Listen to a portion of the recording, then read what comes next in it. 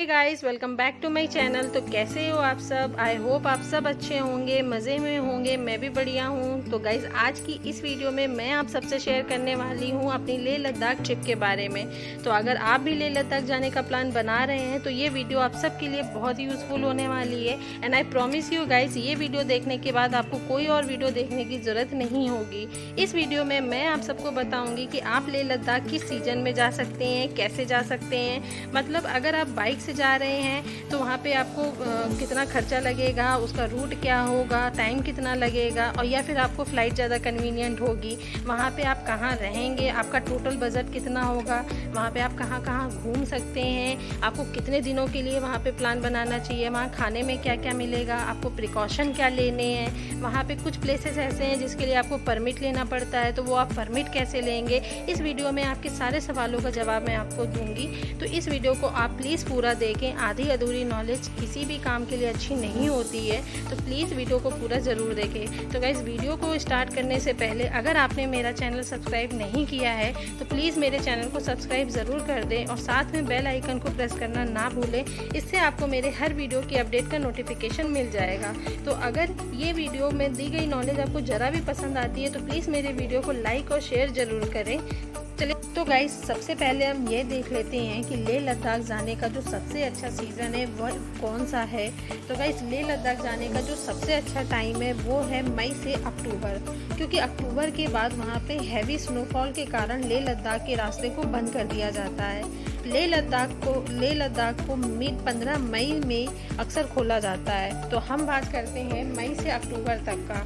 तो मैं जो आपको रिकमेंड करूँगी वो है जून और जुलाई का महीना, क्योंकि इस महीने में वहाँ पे कोई ऐसी लैंडस्लाइडिंग या स्नोफॉल जैसा कुछ नहीं होता है। आप आराम से फ्रीली होके घूम सकते हो, क्योंकि अगर आप मानसून के सीज़न में जाते हैं तो वहाँ पे हैवी लैंडस्लाइडिंग का सामना आपको करना पड़ सकता है। इसलिए जो बेस्ट टाइम है वो है जून और जुलाई। तो गाइज़, अब बात करते हैं कि आप लेह लद्दाख कैसे जा सकते हैं। तो गाइज़, जब मैं गई थी तो मैं फ़्लाइट से गई थी, और ये फ़्लाइट मैंने दिल्ली एयरपोर्ट से बोर्ड की थी। तो मुझे हार्डली 1.5 घंटे लगे थे वहाँ पे पहुँचने में, और फ़्लाइट से जाने पर जो एक पर्सन के आने जाने का खर्चा आया था वो कुछ 8,000 लगभग आया था।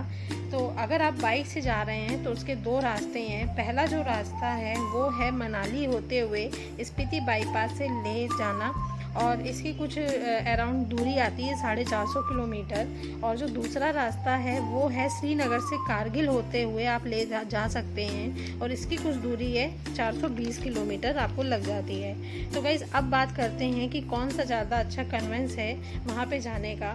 पर्सनली जो मेरा एक्सपीरियंस है वो मुझे फ़्लाइट का ऑप्शन ज़्यादा सही लगा, क्योंकि अगर आप बाइक से ट्रैवल कर रहे हैं और अगर आप बाइक से लद्दाख जा रहे हैं तो मैक्सिमम आपको आराम से 10 से 15 दिन का टाइम देना पड़ेगा। मेरे पास इतना टाइम नहीं था देने के लिए, तो मैंने फ़्लाइट का ऑप्शन से सेलेक्ट किया। अगर आपके पास टाइम है तो आप बेशक बाइक से ही जाएं, क्योंकि अगर आप बाइक से ट्रैवल कर रहे हैं तो जो रास्ते का आपको सीन मिलेगा, बहुत नेचुरल जो चीज़ें मिलेंगी, बहुत खूबसूरत व्यूज़ हैं, वो भी आप देखते हुए जाएंगे। तो वैसे तो मैं आपको बाइक ही रिकमेंड करूँगी, लेकिन अगर आपके पास टाइम इतना नहीं है तो आप बिल्कुल फ़्लाइट से ही जाइए। तो गाइज़, अगर आप बाइक से प्लान कर रहे हैं तो आपको कुछ बातों का ध्यान में रखना है। सबसे पहले ये कि उस रूट में आपको कहीं पे भी पेट्रोल पंप नहीं मिलेगा, तो आपको एक पेट्रोल का जेरी कैन भी के साथ में कैरी करना होगा। वहाँ पर बेमौसम कभी भी बारिश हो जाती है तो आपको अपने साथ रेन कोट रखना है, एंड वाटरप्रूफ बैग ही लें अपने साथ, क्योंकि आपका जो भी सामान है वो भीगे नहीं। दूसरी चीज़, आपको सेफ्टी गार्ड ज़रूर पहनना है, क्योंकि आपके जो रास्ते हैं वो काफ़ी उतार चढ़ाव वाले होंगे, इसलिए आपको परेशानी ना हो। हेलमेट वगैरह, नी गार्ड वगैरह आप ज़रूर पहने, एंड मेक श्योर आपकी जो बाइक हो वो ट्यूबलेस टायर वाली ही होनी चाहिए। साथ में आप टूल किट ज़रूर कैरी करें ताकि आपको रास्ते में परेशानी ना देखनी पड़े। एंड गाइज़, आप अपने साथ विंटर क्लॉथ ज़रूर रखें, क्योंकि आपको लेह लद्दाख में काफ़ी ठंड महसूस होगी।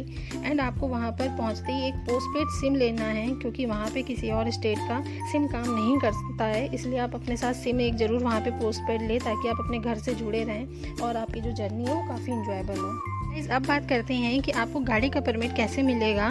तो गाइस अगर मैं अपनी बात करूं तो हमें इतनी परेशानी नहीं हुई थी, क्योंकि जिस होटल में हम ठहरे थे वहां का जो मैनेजर था उन्होंने ही हमारी गाड़ी का अरेंजमेंट करवाया था।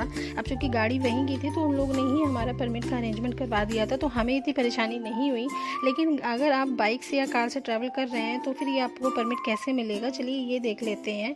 लेह लद्दाख के लोकल साइट सीइंग घूमने के लिए आपको परमिट चाहिए होता है, और इसके लिए आप इस वेबसाइट पे जाके ऑनलाइन परमिट के लिए अप्लाई कर सकते हैं। इस परमिट का जो कॉस्ट होगा वो कुछ 800 से 850 के बीच में पड़ता है, या फिर आप लेह पहुंच के वहाँ के डीएम ऑफिस में भी जाके सीधे परमिट ले सकते हैं। तो अब आप ये सोच रहे होंगे कि आपको सिर्फ एक ही परमिट की ज़रूरत पड़ेगी लेह घूमने के लिए, या फिर आप अगर बाइक से बाहर से आ रहे हैं तो क्या आपको एक और परमिट चाहिए होगा। तो जी हाँ, आपको एक और परमिट चाहिए होगा। अगर आप मनाली होते हुए रोहतांग पास से होते हुए ले आ रहे हैं तो आपको रोहतांग पास के लिए भी एक परमिट चाहिए होगा। लेकिन गाइस मैं आपको रिकमेंड करूँगी कि अब आप रोहतांग पास वाले रूट से ना आए, क्योंकि अब एक नया टनल बन चुका है जो कि है अटल टनल, और अगर आप अटल टनल से जाएंगे तो आपको किसी भी परमिट की ज़रूरत नहीं पड़ेगी। साथ ही साथ यहाँ की जो रोड है वो भी बहुत अच्छी है, तो आप अटल टनल होते हुए ही ले पहुँचे, बहुत आराम से पहुँच जाएंगे। और अगर आप मैं बात करूँ श्रीनगर रूट से तो वहाँ पे भी आपको परमिट की ज़रूरत नहीं पड़ेगी और आप बड़े ही आराम से ले पहुँच जाएंगे। तो फिर आपको सिर्फ एक ही परमिट लेनी पड़ेगा, और वो है लेह में। लेह घूमने के, लेह की जो लोकल साइट सीन है वो घूमने के लिए आपको परमिट लेना पड़ेगा। एक बहुत ही इंपॉर्टेंट मैं बात आपको बता दूं कि अगर आप अपने कन्वेंस से अपनी गाड़ी से या अपने बाइक से ले जा रहे हैं घूमने के लिए तो लेह तक तो आप बड़े ही आराम से चले जाएंगे, लेकिन लेह पहुंचने के बाद आप अपने कन्वेंस से वहां पे नहीं घूम सकते हैं, क्योंकि वहां के जो लोकल टैक्सी होती है या लोकल बाइक वाले होते हैं वो आपको वहां पे नहीं घूमने देंगे। तो उनका भी कुछ होता है, कुछ रूल है कि वो जो उनकी जो 4 से 5 महीने के बीच में लद्दाख खुलता है तो वो ये सोचते हैं कि हमारी थोड़ी कमाई हो जाए। जो टैक्सी ड्राइवर होते हैं या फिर बाइक के लिए जो रेंट में बाइक देते हैं तो वो आपको घूम नहीं पाएंगे। तो फिर आप ऐसा कर सकते हैं, आप जिस होटल में ठहर रहे हैं आप उसी होटल में आप अपने बाइक को या फिर आप अपने कार को वहाँ पे पार्क कर दें, और वहाँ से फिर आप अगर आप बाइक से ट्रैवल करना चाहते हैं तो आपको बाइक वहाँ पे रेंट में लेनी पड़ेगी, और उसके भी अलग अलग चार्जेस हैं। नॉर्मल बुलेट का चार्ज 1300 रुपये है और हिमालयन बुलेट का चार्ज 1600 रुपये है। और अगर आप गाड़ी से घूम रहे हैं तो गाड़ी के भी साइट सीइंग घुमाने के अलग अलग चार्जेस हैं, डिपेंड करता है आप कौन सी गाड़ी ले रहे हैं। अगर आप छोटी गाड़ी ले रहे हैं तो कुछ 14-15 हज़ार में वो पूरा साइट सीइंग घुमा देते हैं, और अगर आप बड़ी गाड़ी हायर कर रहे हैं लाइक इनोवा वगैरह तो फिर आपको 18 से 20 हज़ार रुपये वो चार्ज करते हैं, और वो वहाँ की जो साइट सीइंग है लेह लद्दाख की वो आपको कंप्लीट टूर करवा देंगे। अब बात करते हैं कि लेह पहुंचकर आपको सबसे पहले क्या करना है। तो गाइस सबसे पहले आपको करना ये है कि आप चाहे वो फ्लाइट से पहुंच रहे हों, गाड़ी से पहुंच रहे हों या बाइक से आप लेह पहुंच रहे हों, उस दिन आपको कहीं नहीं जाना है, आपको अपने रूम में रेस्ट करना है। आप जिस होटल में ठहरेंगे वहाँ के होटल के मैनेजर भी आपको यही सजेस्ट करेंगे, आपको एक दिन एक्लिमेटाइजेशन के लिए चाहिए होता है, क्योंकि जो लेह का वेदर है वहाँ का जो ऑक्सीजन लेवल है वो काफ़ी कम है। तो आप उस दिन बिल्कुल भी कहीं ना जाएं, आप वहाँ के मौसम के अकॉर्डिंग एक दिन आपको चाहिए होता है वहाँ के मौसम के अकॉर्डिंग ढलने के लिए। तो उस दिन आपको कुछ नहीं करना है, सिर्फ रेस्ट करना है।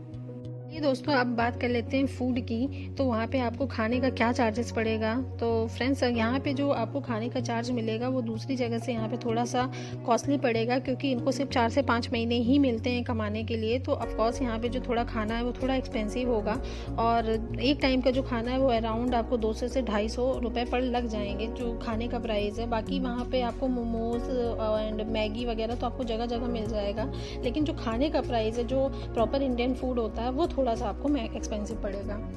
मिला के 1 पर्सन का जो सारा दिन का खाने का चार्ज लगेगा वो कुछ अराउंड 700 से 800 रुपये लगेगा। लिटिल बिट थोड़ा एक्सपेंसिव है, लेकिन हाँ इतना तो आपका लग जाएगा खाने का। अब बात करते हैं स्टे की कि आपको रहने के लिए कहाँ मिलेगा। तो गाइस जो होटल वगैरह है वो आपको लेह में जो सिटी है वहीं मिलेगा और कहीं नहीं मिलेगा, तो आपको वहीं रुकना पड़ेगा। और जो होटल वगैरह की स्टार्टिंग जो चार्जेस होते हैं वो कुछ 800 रुपये पर डे के होते हैं। आप गेस्ट हाउस वगैरह में भी रुक सकते हैं जिसके स्टार्टिंग 500 रुपीज़ होते हैं। और अगर आप थोड़ा अच्छे में रुकना चाहते हैं 3 स्टार 4 स्टार होटल में तो उसकी जो स्टार्टिंग रेंज होती है वो 5000 से 10,000 होती है। हम जिस होटल में रुके थे उसकी कुछ कॉस्ट कॉस्ट 3800 पर डे के हिसाब से थी, लेकिन होटल नो डाउट अच्छा था। तो आप जिस रेंज में देख रहे हैं, जो भी आपका बजट है उसके अकॉर्डिंग आप होटल सेलेक्ट कर सकते हैं। लेह में आपको कम से कम 3 दिन तो रुकना ही है। पहला दिन तो आपका एक्लिमेटाइजेशन में ही जाएगा, आपको होटल में ही आपको रुकना है। दूसरे दिन आप लेह मार्केट घूम सकते हैं और वहाँ पे शॉपिंग कर सकते हैं। वहाँ का जो लोकल है, जो चीज़ फेमस है, वो आप वहाँ से ख़रीद सकते हैं। फिर आप दूसरे दिन आप जो घूम सकते हैं वो शांति स्तूपा जा सकते हैं, मैग्नेटिक हिल्स जा सकते हैं घूमने के लिए, और लेह पैलेस घूम सकते हैं, फायर केव घूम सकते हैं, स्कूल जा सकते हैं।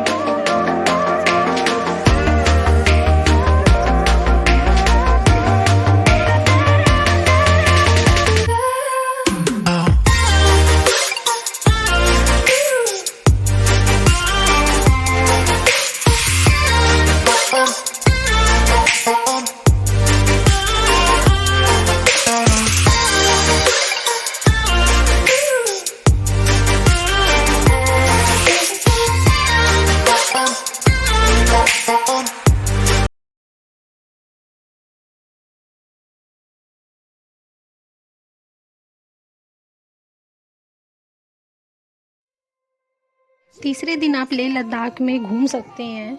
सबसे पहले आप रेंचो स्कूल जा सकते हैं, जो जहाँ पे 3 इडियट फिल्म की शूटिंग हुई थी, उस लोकेशन में जा सकते हैं।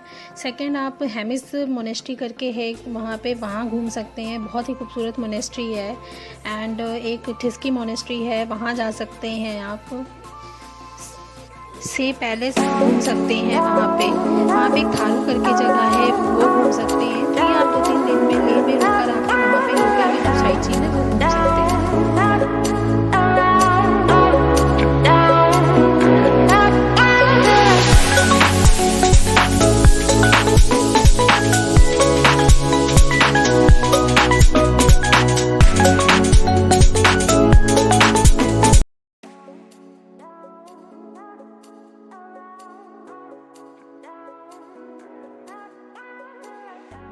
तो गाइस, चौथे दिन हम गए थे पैंगोंग लेक।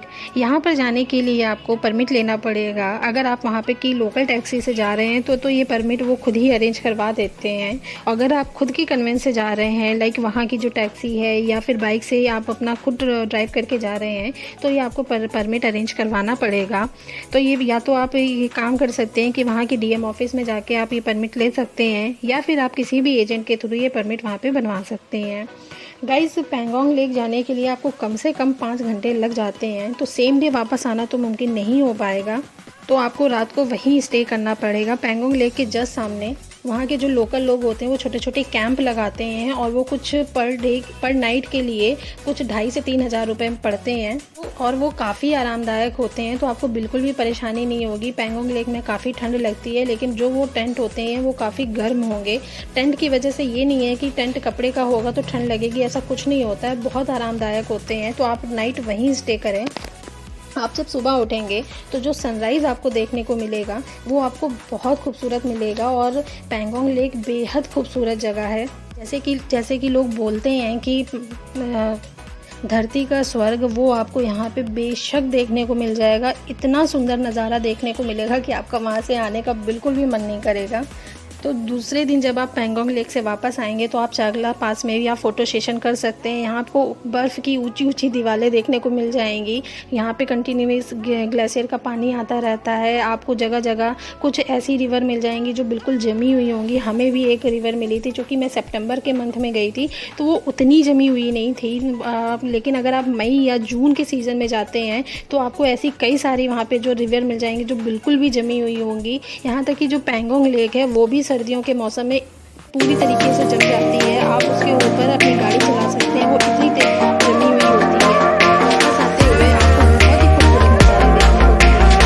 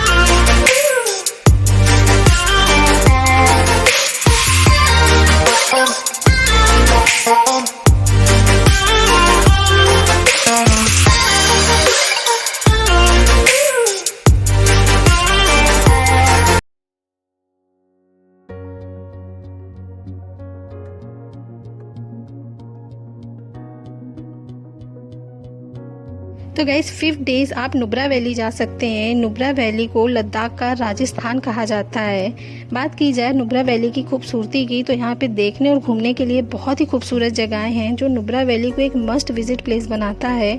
आप यहाँ पर अगर आ रहे हैं तो आप यहाँ की नेचुरल ब्यूटी और एक्टिविटी के कॉम्बिनेशन से आपका जो हॉलीडे है वो एक परफेक्ट हॉलीडे बन जाएगा।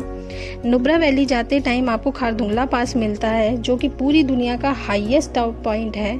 हाईएस्ट एल्टीट्यूड होने के कारण यहाँ पे आपको लो ऑक्सीजन फील हो सकता है, इसलिए अगर फ़ोटोशूट के लिए बाहर आ रहे हैं तो ज़्यादा देर तक ना रुकें। नुब्रा वैली जाते टाइम आपको 6 घंटे का समय लगता है, इसलिए सेम डे वापस आना तो मुमकिन नहीं हो पाएगा, इसलिए आपको वहाँ पे नाइट स्टे करना पड़ेगा। वहाँ पे आप रात को बॉन फायर भी कर सकते हैं, कैंपिंग कर सकते हैं, ऐसे आप अपने नाइट को अच्छे से इंजॉय कर सकते हैं और फिर सेकेंड डे आप वापस आ सकते हैं। वापस आते टाइम आप यहाँ की डिस्ट्रिक्ट मॉनेस्ट्री घूम सकते हैं जो कि बहुत ही खूबसूरत मॉनेस्ट्री है, उसका भी आप एंजॉय कर सकते हैं और फिर आप लेह मार्केट आप वापस आ। लेह लद्दाख जाने के लिए आपको मिनिमम 6 डेज़ लग जाएंगे। मुझे भी 6 डेज़ लग गए थे। तो गाइज़ आपको ये मेरा वीडियो कैसा लगा मुझे कमेंट बॉक्स में ज़रूर बताएं और आपको इस वीडियो में दी गई जानकारी कितनी यूज़फुल लगी ये भी मुझे ज़रूर बताएं। और अगर आपको मेरा वीडियो अच्छा लगा तो प्लीज़ इसे लाइक और शेयर करना बिल्कुल भी ना भूलें। और अगर आपको कोई सजेशन देना है तो मुझे कमेंट बॉक्स में बता सकते हैं। Thank you for watching.